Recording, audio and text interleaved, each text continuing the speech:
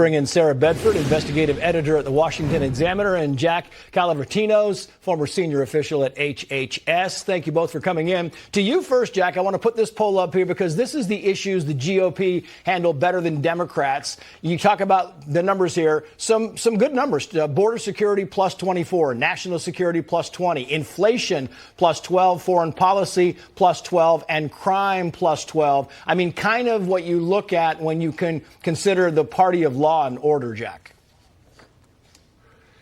Yes, it is actually remarkable. I'm not sure I've ever seen numbers like that. And when you add to that the wrong track, right track, which is, I think its right track is 25% to 66. And this is without the Republican Party having a national leader right now who's sort of managing the communications the way Reagan did. So I think they can even go higher. I think this is a huge warning sign. And we'll see what happens with all of these RFK Jr. and with these other independent candidates like Senator Manchin who might jump in.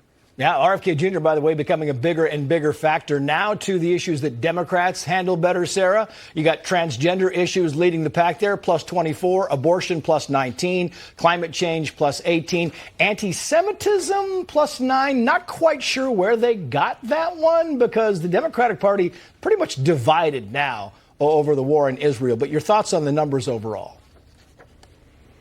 I think, there's probably no disputing that people think Democrats handle those issues better. The problem is that most voters don't vote based on those issues. I mean, abortion arguably has driven some suburban women towards, voting for Democrats when they might otherwise vote for Republicans. But I don't think there's many single issue voters on transgenderism, on climate change. I mean, those rank very low when you compare it to concerns about the economy, concerns about crime.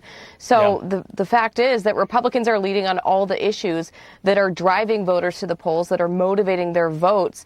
And that's why Democrats, I think, are really worried about Biden's viability right now. Yeah, I mean, abortion has been a big issue for them, so that's a plus in that column. Going back to that number, the anti-Semitism there, this is the Wall Street Journal writes the following: Joe Biden faces a deep state revolt, Jack. President Biden has been learning lately what life is like for Republican presidents. Part of the deep state, to borrow a phrase, are revolting in opposition to his support for Israel against the Hamas terrorists responsible for the October 7th massacre. I mean, anti-Semitism, you look at what's happening across the country, and you can see the Democrats really are having a tough time with this. Yeah, they really are. And I mean, that is one of the most ridiculous letters I've ever seen. I served 5 different cabinet secretaries in 2 administrations. My sister Christine is a longtime career official. You just don't do that. A combination of political appointees and career officials anonymously putting their non-names on a letter saying that they oppose this. I mean, it is a profile not encouraged to do something like that. But what does it say about those people that they have a problem with this administration basically siding with Israel and against anti-Semitism? It's shocking. Yeah.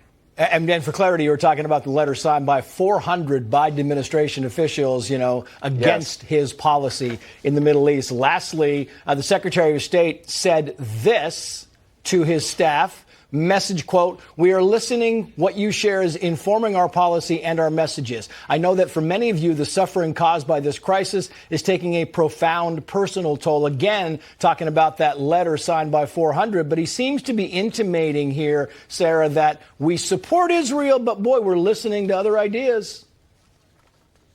Yeah, I think Biden has always engaged in foreign policy through the lens of how it plays domestically with his base, right? I mean, I think that's informed the way he's approached Ukraine, the way that he's been soft on China, and certainly the way that he's sort of waffling on his support for Israel. I think first and foremost, rather than U.S. interests, Biden is concerned about the way liberals are going to perceive his foreign policy. And I think you're starting to see that creep into the way that he's approaching Israel. It's really a lose-lose situation for Biden right now. And sometimes it's more than creeping. It is at a very fast pace. I got to go, Jack. I wish I could take it. Sarah, Jack, thank you both. Meantime, in San Francisco.